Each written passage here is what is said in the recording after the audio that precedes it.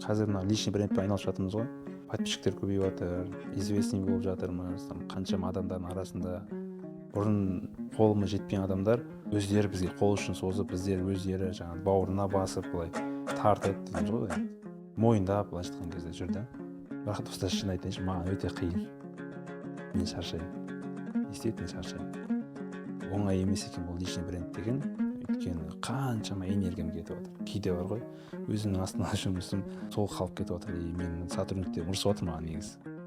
Аға, бізді ұмыттыңыз ғой дейді. Не болып кетті, біздің жұмыс тоқтап қалды ғой дегендей ше. Бір нәрсенің жақсы жағы болады, жаман жағы болады ғой.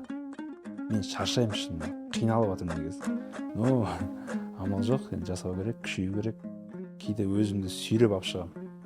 Үйден де сүйреп алып шығамын. Кейде бар ғой, бәрін тастап қойшы дегім келеді бар ғой, ұйықтап кетіп қалғым келеді ше. Бірақ енді ответственность қой, бұл үлкен жауапкершілік. Жауапкершілік алғаннан кейін жұмыс істеу керек болады. Сол үшін жұмыс істеп жатырмыз. Енді Алла тағала маған күш қуат берсін. Сіздер қолдау көрсетіңіздер.